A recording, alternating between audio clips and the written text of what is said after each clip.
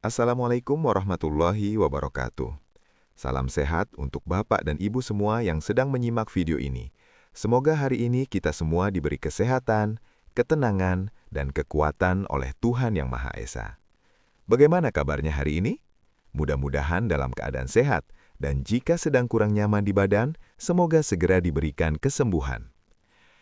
Saya akan menemani Anda sebagai seorang dokter spesialis, berbincang santai tapi penting. Topik kita kali ini sering sekali dialami lansia, terutama saat malam hari, tapi sering dianggap sepele, yaitu kram otot saat tidur. Banyak yang bilang, cuma kram biasa. Padahal, jika sering terjadi, ini bisa menjadi tanda tubuh sedang memberi peringatan. Dalam ilmu kedokteran, kram otot adalah kontraksi otot yang terjadi secara tiba-tiba, kuat, dan menimbulkan rasa nyeri.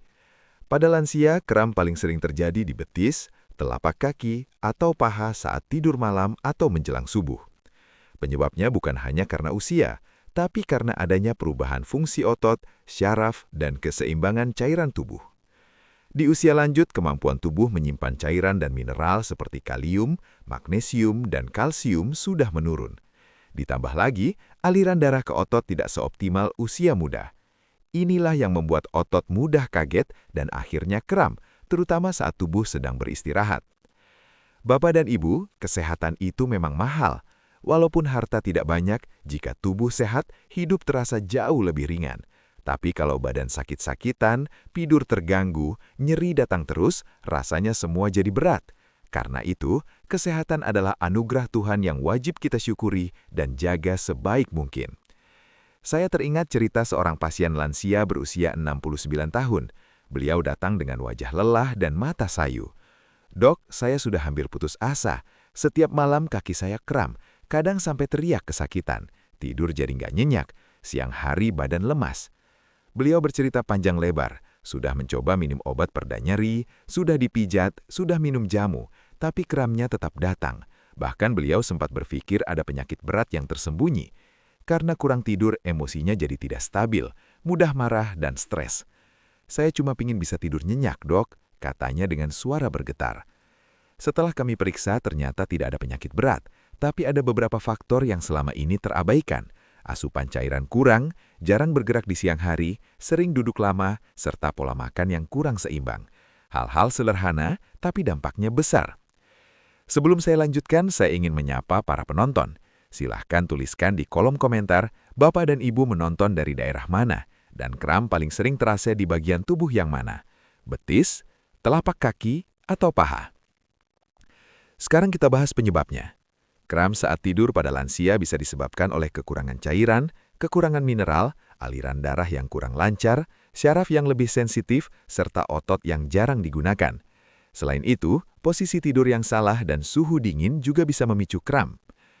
Pengobatan secara medis tergantung penyebabnya. Jika disebabkan oleh kekurangan mineral, dokter bisa memberikan suplemen tertentu. Jika terkait syaraf atau peredaran darah, maka penanganannya berbeda. Karena itu, jika kram sering terjadi dan sangat mengganggu, jangan ragu untuk berkonsultasi. Pencegahan jauh lebih penting. Pastikan tubuh cukup cairan. Minum air putih secara teratur, jangan menunggu haus. Lakukan aktivitas fisik ringan setiap hari, seperti jalan santai atau senam lansia. Gerakan ini membantu melancarkan aliran darah dan menjaga elastisitas otot. Pantangan yang perlu diperhatikan adalah terlalu lama duduk atau berbaring tanpa bergerak, kurang minum, serta mengonsumsi kafein berlebihan di malam hari.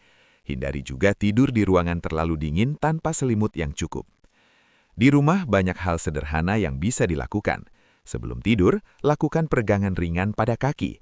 Tarik ujung kaki ke arah tubuh, tahan beberapa detik, lalu lepaskan. Lakukan perlahan. Jika kram datang, luruskan kaki dan pijat otot yang kram sampai rasa nyeri berkurang. Kompres hangat juga sangat membantu. Selain pengobatan medis, pengobatan herbal bisa menjadi pendamping. Air rebusan jahe membantu melancarkan peredaran darah dan menghangatkan tubuh. Pisang dan sayuran hijau membantu mencukupi kebutuhan mineral. Air rebusan daun seledri atau daun salam juga sering digunakan untuk membantu relaksasi otot. Namun ingat, herbal bukan pengganti obat dokter. Gunakan sebagai pendukung dan tetap perhatikan kondisi tubuh masing-masing. Pasien yang saya ceritakan tadi akhirnya bisa mulai tidur lebih nyenyak, bukan karena obat mahal, tapi karena perubahan kebiasaan kecil yang dilakukan secara rutin. Minum cukup air, peregangan sebelum tidur, dan menjaga pola hidup. Bapak dan Ibu yang saya hormati, kram saat tidur memang menyiksa, tapi bukan sesuatu yang tidak bisa diatasi. Tubuh kita selalu memberi tanda, tinggal bagaimana kita mau mendengarkan dan merawatnya. Tetaplah semangat, tetaplah sabar, dan terus berusaha. Tuhan selalu mencintai orang-orang yang bersabar. Tidak ada ujian yang diberikan kecuali sesuai dengan kemampuan kita. Lakukan ikhtiar terbaik, lalu pasrahkan hasilnya kepada Tuhan Yang Maha Esa. Terima kasih sudah menyimak hingga akhir. Semoga bermanfaat dan bisa membantu Bapak dan Ibu tidur lebih nyenyak. Wassalamualaikum warahmatullahi wabarakatuh.